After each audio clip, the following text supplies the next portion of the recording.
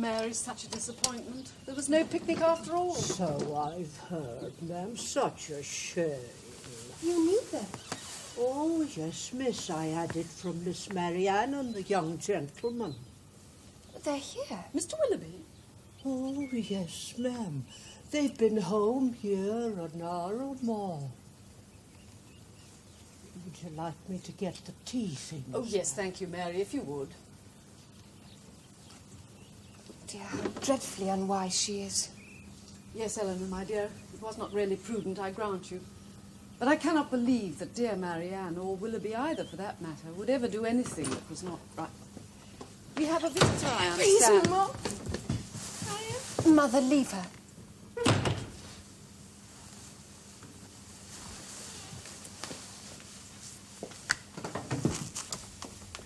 Mr. Willoughby, what is the matter? Is she ill? I think not, Mrs. Dashwood. Merely upset and disappointed. But no more so than I am.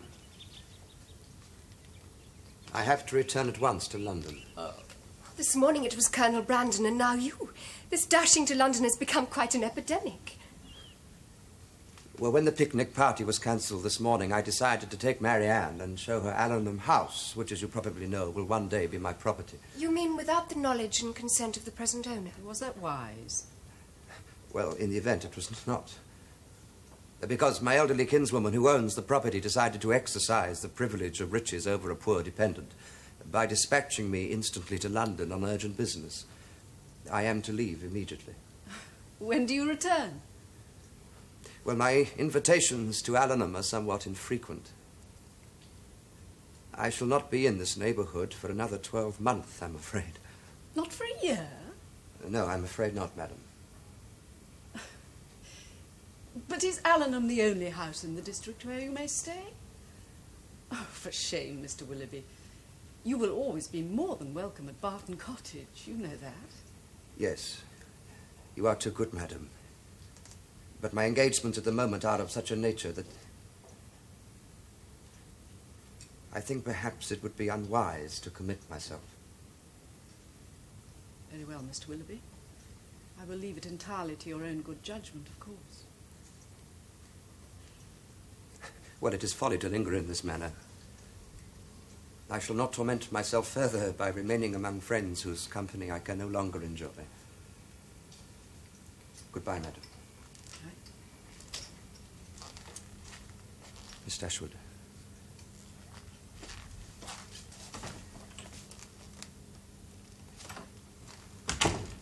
Poor Marianne.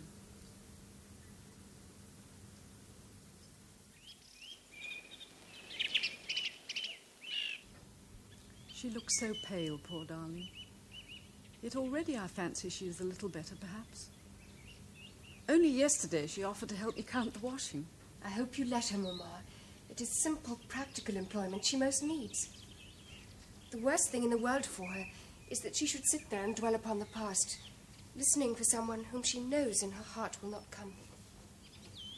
However little she wants my company, I must go to her.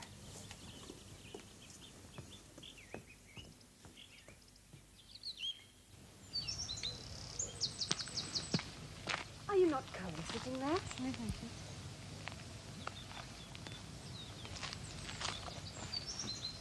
These sweet Williams have come on well, have they not? I really must find some time to remove some of these dead blooms. Or perhaps you'd be good enough to help me sometime. Yes, of course I will.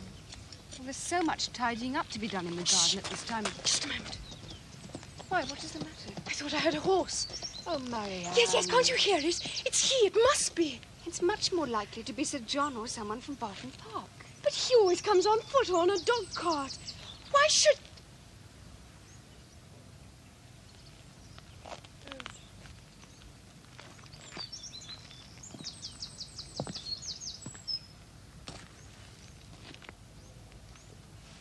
Mr. Ferrers.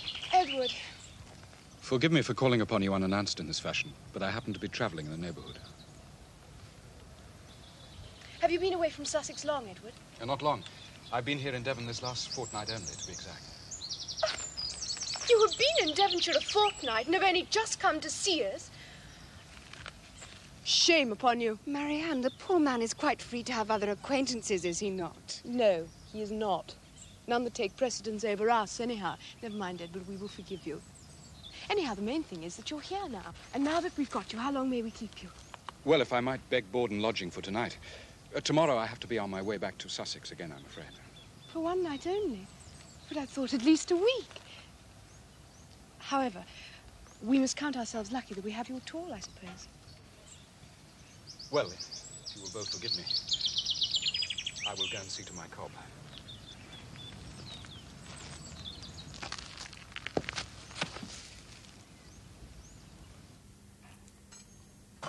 Another cup of tea, Edward. No, thank you, Mrs. Dashwood. Take Edward's cup, one of you, would you? I will. Thank you. Oh, I never saw you wear a ring before, Edward. Oh, did you not? I see. Oh, Marianne, dear. Is that your sister's hair? I'd have thought it was a lot darker. It depends upon the light. It's very handsome. And what are your mother's views for you at present, Edward? Are you still to be a great orator, in spite of yourself? No. I hope my mother is now convinced that I have no talent for a public life, and that I am by nature an idle, helpless sort of a fellow. Do not decry yourself, Edward. It's a form of vanity. Take no notice of her, Edward. In any case, we could never agree on a choice of profession. I would have preferred the church, but this was not smart enough for my family. Oh. They would have me enter the law, at least, and be one of those fine young men who drive around town in knowing gigs. But I have no ambition, but to be happy in my own way. You're quite right, Edward. What have wealth and grandeur to do with happiness?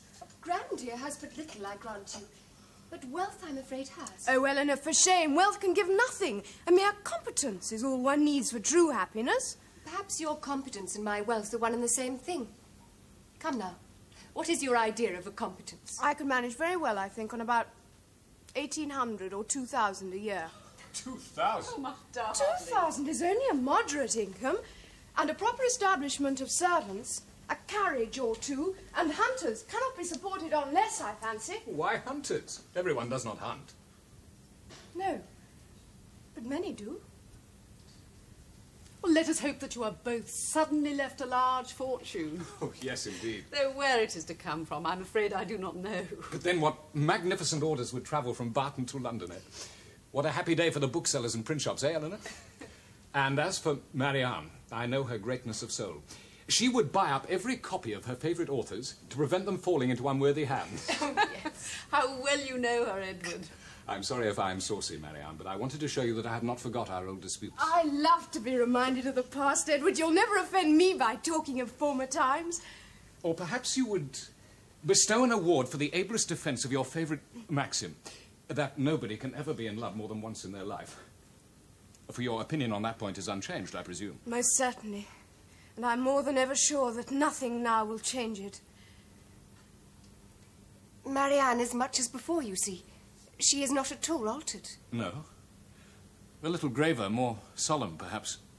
As becomes her advancing years. Nay, Edward, you need not reproach me. When you first arrived this morning, your own manner was hardly of the gayest. Marianne, I wish you would not make such personal remarks. You need not defend me, ma'am. I can look after myself, I think. Well said, Edward. But you are right. Gaiety was never part of my character. The truth is, I am so foolishly shy that I often seem negligent, when in reality I'm only kept back by a kind of awkwardness. In fact, I frequently think that I must be intended by nature for low company. I am so little at ease among people of gentility. There are times when I share your aversion. But Marianne hasn't shyness to excuse her. No, indeed. She knows her worth too well for false modesty. Shyness is the effect of a sense of inferiority. If I could only convince myself that my manners were perfectly easy and graceful, I should not be shy. Yes, but you'd still be reserved, which is worse. I? Reserved? Marianne, you cannot mean it. You are. Very. Reserved? In what way? What am I supposed to have withheld from you? Edward! Marianne calls everyone reserved, who doesn't talk as much as herself, or go into fine raptures at the slightest provocation. No, indeed, I do not. Oh, 1 moment, my dears. Sir John Middleton, our neighbour from Barton Park. Oh, no, not coming here. Are the Middletons pleasant people? Oh, no, not at all. Oh, Marianne, how can you be so unjust? You're always welcome, sir. As you see, we have a visitor. Ah, I was aware of that, ma'am, and that was partly the object of my call. You knew of his coming, Sir John? Then you knew more than we did. Our news travels fast in these parts, Miss Marianne. You'd be surprised. May I introduce Mr. Edward Ferrars, Sir John Middleton? Sir. Delighted, my boy, delighted.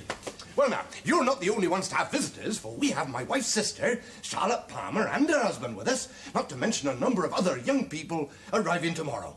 And we thought it a splendid opportunity to give a little dance. Oh, just a few of our closest friends, and that means all at Barton Cottage, including this young gentleman over here, of course. How kind, Sir John, eh, girls? I'm afraid, sir, you will have to leave me out of your reckoning. I have to move on early tomorrow morning. Oh, come, sir, this will not do. Cannot you postpone your departure until another day? I'm afraid not, Sir John. I have business which makes it absolutely necessary for me to leave. Much as I should prefer not to. Well, then have you young ladies no influence upon him? None, I'm afraid, Sir John. Oh, very well, then. But we shall be confoundedly short of young men by the looks of it. Oh, I wish with all my heart young Willoughby was still here. Why, he's as good as half a dozen fellows in himself, is he not? And who is Willoughby? I think a certain young lady of my acquaintance would agree with me there, eh? Mr. Willoughby, I suspect, hunts. Am I right? You are quite right. Well, now, I must be on my way. I have others to call upon. And if you should change your mind, young fellow, you'll be more than welcome. Thank you, Goodbye, sir. ladies. Goodbye. Well said, Edward. I'm sure we don't want to lose you, but I was so glad to hear you stick to your guns. Really, the rent of this cottage is said to be low, but we have it on very hard terms. If we have to dine at the park every time there is anybody staying either with them or with us.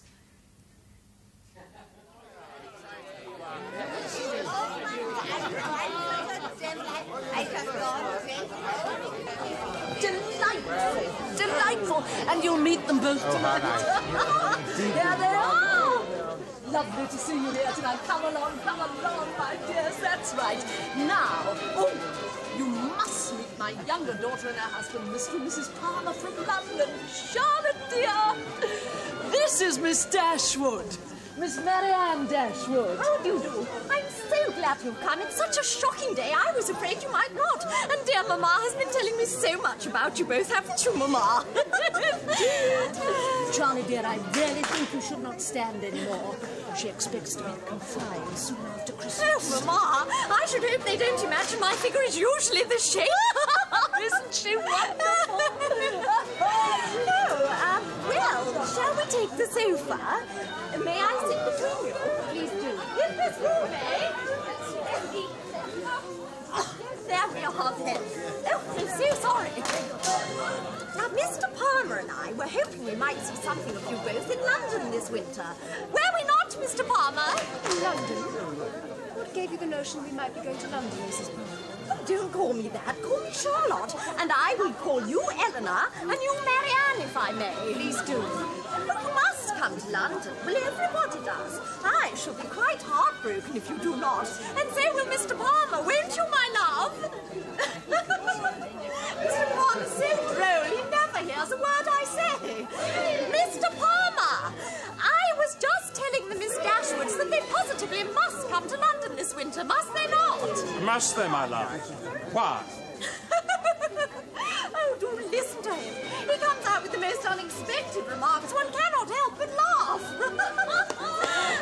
Well, Marianne, my dear, you won't have been able to take your usual walk to Allenham today. What a shame! Allenham, Mrs. Jennings, why should I go to Allenham? Oh, you sly thing. You need not pretend before us. And I admire your taste very much, I do assure you. For the gentleman in question is a near neighbour of ours in the country. Do you live in Sunset? Oh, when we're not in London, yes. Not above 10 miles from the gentleman's estate, are we, my love? 30, to be precise. 10, 30, what's the difference? The difference is 20 miles, my love. Oh, Mr. Palmer's so droll. He's always out of humour. Oh, come on. Well, what's all this then? All you young ladies not dancing? How's that then, eh? Oh, we cannot have this, you know. We cannot have this. Well, quite content, thank you, Sir John. Miss Marianne, in the absence of a certain gentleman who shall be nameless, may I have the honour? Oh, Sir John, I was hoping perhaps I might be let off this evening. Oh, Marianne, how can you be so ill-mannered? Thank you, Sir John. My sister will be very pleased to dance, I'm sure. God, splendid! Come along with you, we'll show a thing or two. 'Tisn't often I get the chance to dig it with the prettiest girl in the room.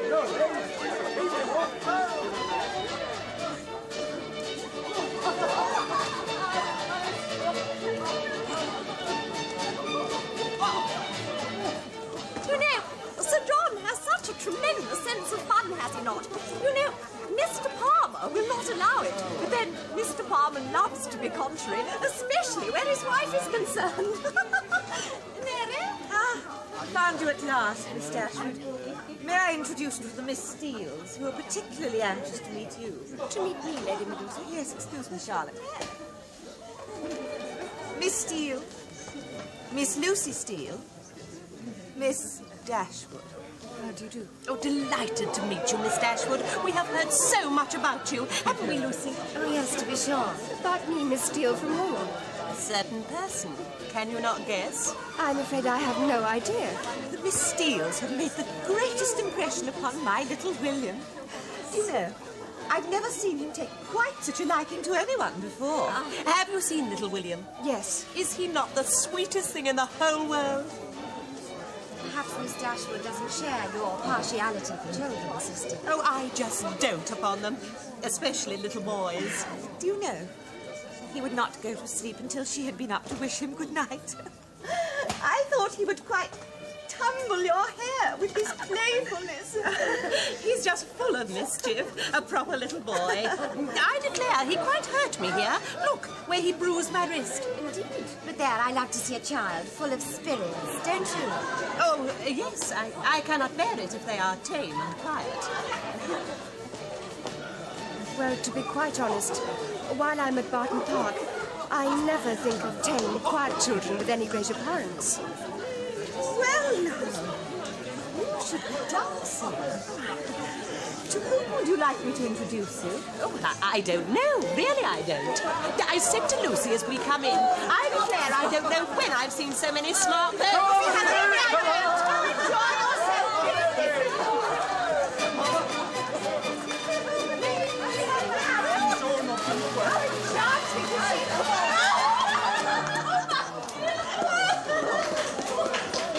Miss Dashwood, I think we have a certain acquaintance in common, have we not? Have we, Miss Steele? If so, I was not aware. A certain Mr. Edward Ferrars. Oh.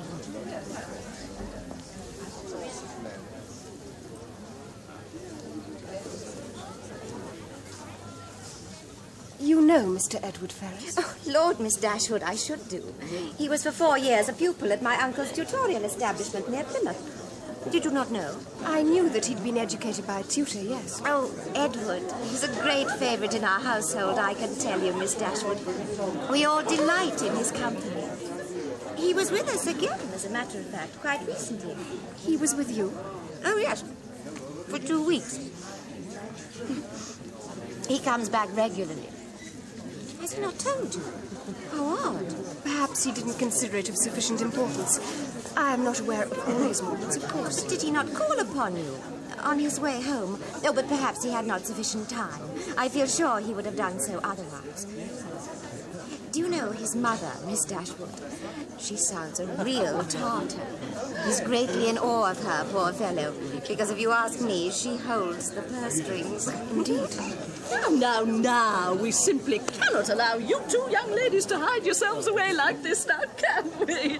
Eleanor, dear. Oh, Eleanor. Oh, I do believe you're sulking because a certain person is not here, eh? Is that not so? We must forgive Miss Dashwood. Her heart is engaged elsewhere. Now, come along, my dears. There are a number of very pretty young men still without partners. We can continue our conversation tomorrow.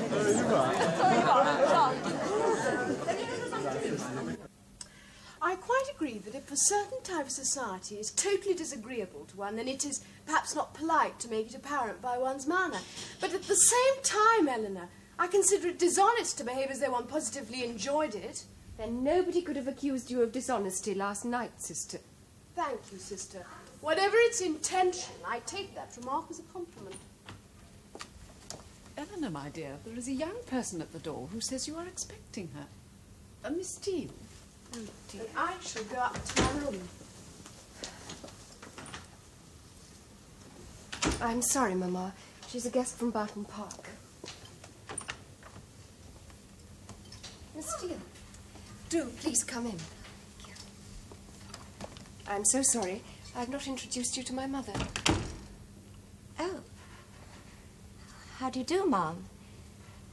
Oh, what a pretty room. Oh, do you think so? Thank you. I declare it's the prettiest room that ever I saw. I do, really. Well, I'll leave you two young people together then. I expect you'd like to have a talk. How young your mother looks, Eleanor. I may call you Eleanor, I hope. And it's plain to see where you and your sister get your good looks. Would you care to sit down? Thank you.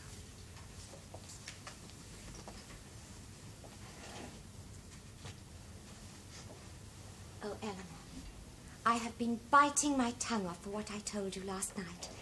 About Mr. Ferrers, I mean. You have not told anyone else, I hope. No, of course not. What is there to tell? Oh, thank goodness. There. I knew you'd be discreet. I said to myself 100 times in the night, Eleanor is not one to talk, I said. You see, no one in the world knows of our engagement except my sister. Your engagement? I was afraid you would think I was taking a great liberty in telling you all this. We haven't known each other long, to be sure, but I've heard so much about your family that I felt almost as though you was an old acquaintance. You say that you are engaged to Mr. Edward Ferrers? Oh, yes, and have been these 4 years now. My sister Nancy is the only other person besides yourself that knows of it. And I'm in constant fear that she will say something unwise up at the park. I have trusted you because Mr. Ferrers has the highest opinion of your family and looks upon yourself and Miss Marianne quite as his own sisters. Oh, I only wonder that I am alive after what I have suffered for Edward's sake all this time, with everything in such suspense and uncertainty. I'm sure if it were not for his letters, I could not contain myself. But he's such a faithful correspondent. I have his most recent letter here, as a matter of fact. He has a beautiful, sensitive hand, has he not? I expect you would recognize it. He writes very handsomely, certainly.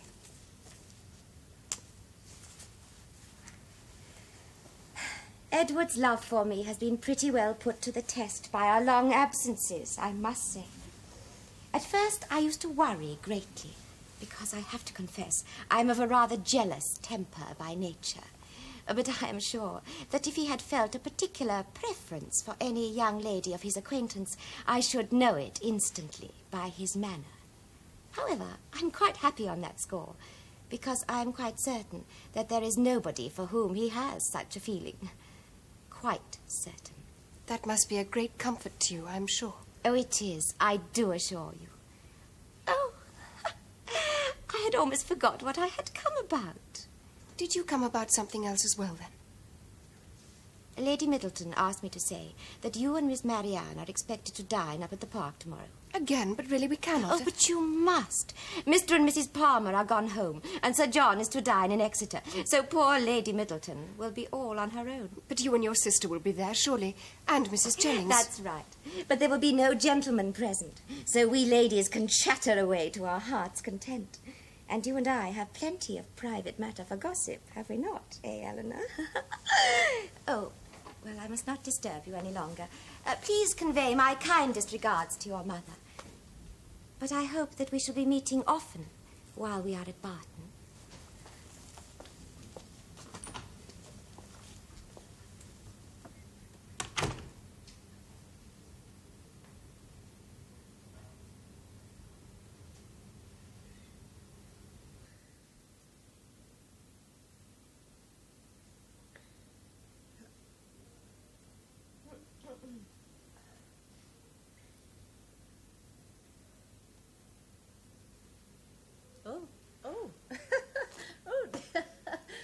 now. I expect you young people would all like to play some jolly round game, would you not? What's it to be? Cards or consequences? Consequences? Oh, Mrs. Jennings, consequences. In my experience, they always lead to improprieties. Improprieties? Oh, there. What have I said? A rubber of casino, perhaps, Mamma? Oh, well, cards, then. Now, you young ladies, who will help me with the table? If you will all excuse me, you know I detest cards, Lady Middleton. If I may play the harpsichord. Marianne cannot keep away from that instrument. It has a perfect tone. Indeed. Now, Miss Lucy, don't sit all alone over there. Come over here and join us. Excuse me, Mrs. Jennings, but I promised little William that I'd finish his scarf. I couldn't bear to disappoint him, the little love. There. I told him not to expect it, but I know the lamb is secretly counting upon it. Dear little... Are you sure it will not hurt your eyes? Oh, not the least little bit, I do assure you, Ma'am. Really? Are you quite sure? Well, then, we shall be just 4 at cards. Excellent. I was about to say that perhaps Eleanor would be good enough to help me wind my wool. But that would leave us only 3 at cards, miss. If you ask me, ma'am, they wish to be together to chat about their particular bows. And we are not to hear, I fancy. Well, I can answer for it that Miss Dashwood's is a very fine young fellow indeed. Is that not so, Eleanor? But as for Miss Lucy there, she's such a sly little creature. I'm sure I don't know where her heart lies. Well, I do, I assure you. And I can tell you in confidence that her beau is every bit as smart as Miss Eleanor's. Is he not, Lucy? Well, if there are going to be 3 of us at cards, let us cut to see who is to sit out. Dear Eleanor, if you would be so kind.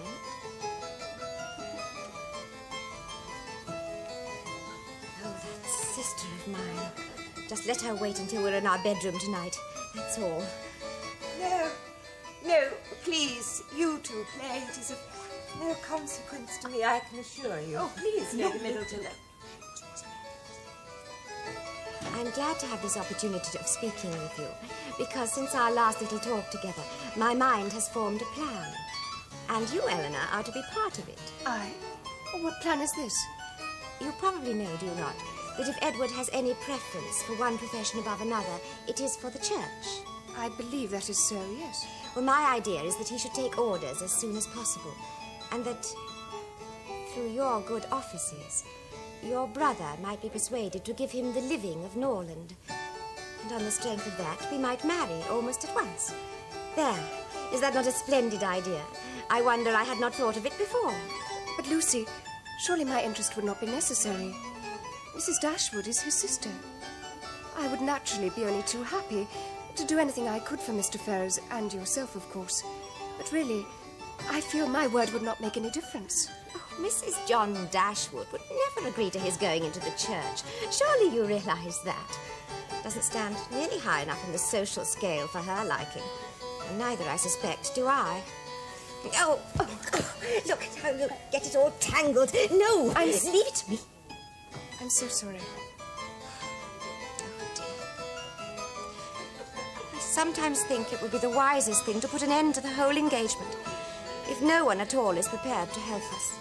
I didn't say that. I only said that my help should not be necessary. What would you advise me to do? Carry on against all opposition and follow the dictates of our hearts? Or give in to the wishes of his family? I would very much like to know your opinion, Helen.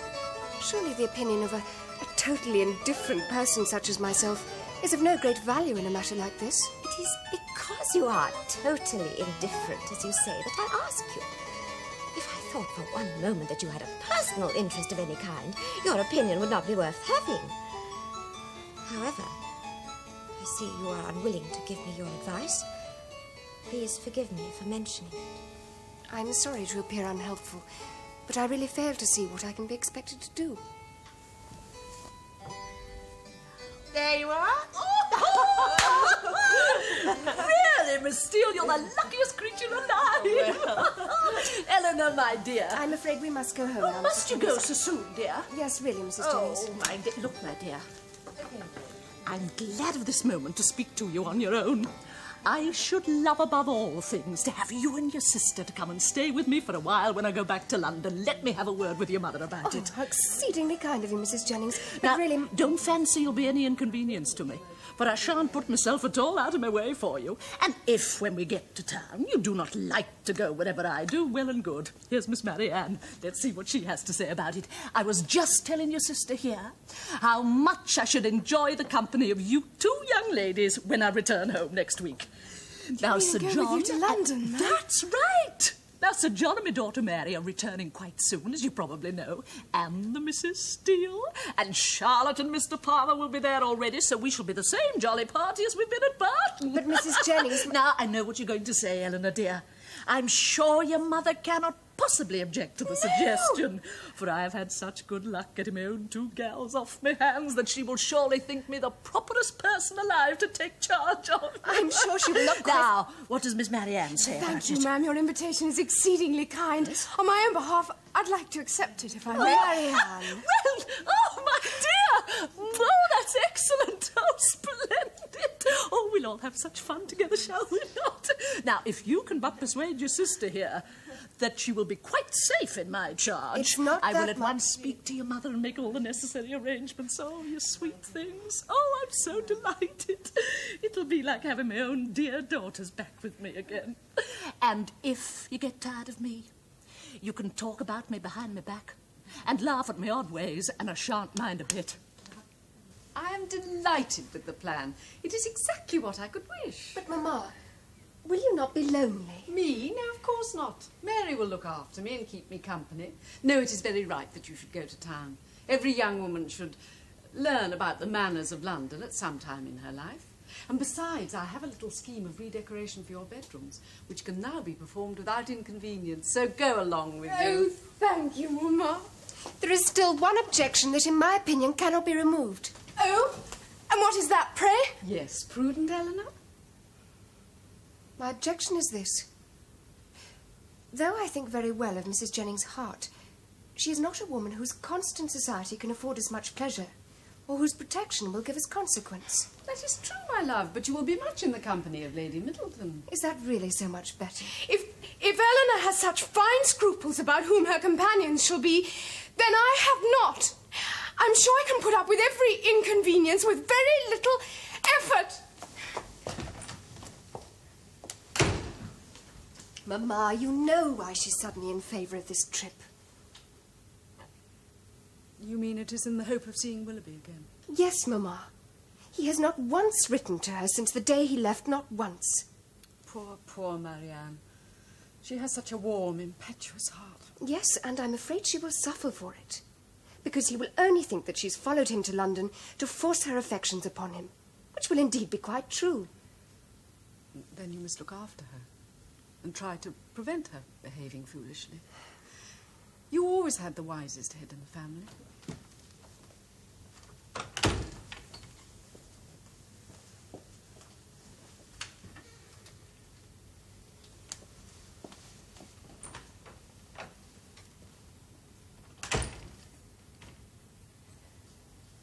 Marianne,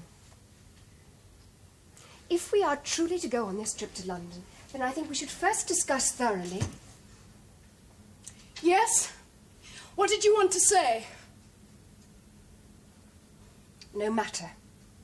I see that it is already too late.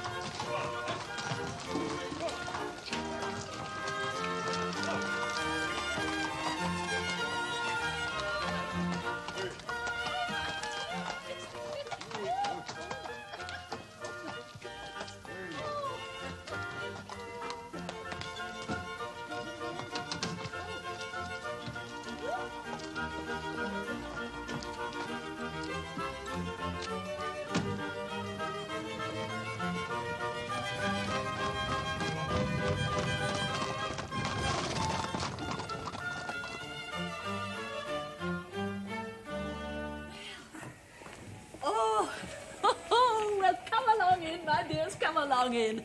Oh, there. Oh, what a relief to be out of that carriage. Rogers, we're all quite frozen. I hope you have good fires everywhere, especially in the Miss Dashwood's room. Oh, yes, ma'am. They've been alight all day. I expect you're as eager to get in front of a fire as I am. Oh, thank you. My feet always suffer most on these occasions. No amount of wrapping will keep them warm. Good. Now let me show you to your room. Oh, we may expect callers soon, I see. Callers, Mrs. Jennings? Well, I'll warrant there's at least one young gentleman who won't be slow in presenting himself where the two Miss Dashwoods are staying. Hey? Oh, don't be alarmed, my dear. I can be quite deaf upon occasion. You ask my Charlotte. She will give me an excellent testimonial as a chaperone. Come along upstairs. My feet still have no feeling in them at all. He's here! He's come! I knew he would! Oh, I'm certain there's some perfectly... What is the matter? It's not he. I thought... I'll show myself up here. Very good, sir. Oh, confound it! Marianne.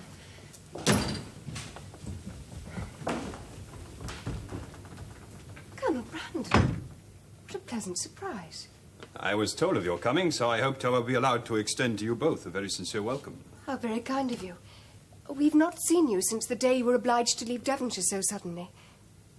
Would you care to sit down? No, I won't, thank you. I shall not stay long.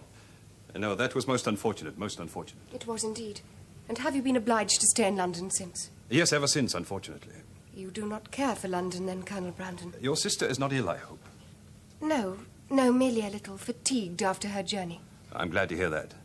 And when may I congratulate you on the acquisition of a new brother? What do you mean, Colonel Brandon? I mean that your sister's engagement to Willoughby is pretty generally known, Miss Dashwood. It cannot be very generally known if her own family don't know of it. Well, then I humbly beg your pardon. From whom did you hear this? From several people, Mrs. Palmer principally. Oh, Charlotte. You mean that it is not true? Or more probably that it is true in essence, but you are not yet free to admit it publicly. In which case, I owe you a double apology for my blundering stupidity. Pray forgive me. Colonel Brandon, don't go. Let me be quite honest with you. I know of your concern for my sister, so I will speak freely and tell you what little I can. That she has a regard for Mr. Willoughby is beyond denying, and that he returns it is equally obvious. But on what terms they stand with each other, I know no more than you do, and that is the honest truth. Thank you, Miss Dashwood, for dealing so openly with me. To your sister, then, I wish every imaginable happiness. To Willoughby, merely that he may attempt to deserve her. Oh, Colonel Brandon, I'm monstrous glad to see you. Pray forgive my not coming down before, but there are a world of little things to see to on one's return. Though I fancy I'm not the chief reason for your visit. Oh, my reason for coming, madam, I almost forgot. It was to ask if I could be of any assistance in escorting yourself and the Miss Dashwoods on Wednesday night. Wednesday night? Oh, and where, pray, do you propose to escort us? To the ball at Lady Mallard's. Oh? You are to join Lady Middleton and Mrs. Palmer's party. Oh. Did you not know? Oh, I have not heard one word of it, but never mind. It's typical of my gals, is it not? Oh, then I beg your pardon. Mrs. Palmer will no doubt be calling upon you herself very shortly, I'm sure. Oh, you've seen my Charlotte, have you? And how was she, pray? I warrant she's a fine old size by this time. But thank you for the offer of your company, Colonel. We shall be there. You may depend upon it. Lord and Lady Helen.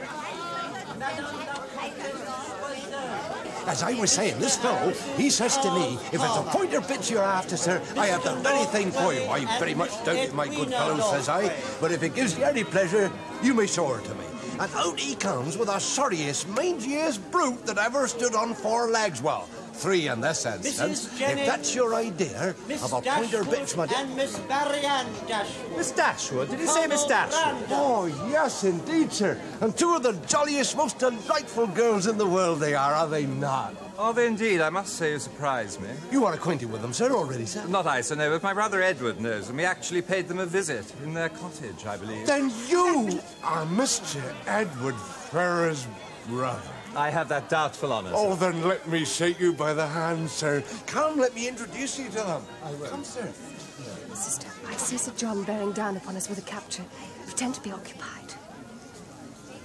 Helena, he's here.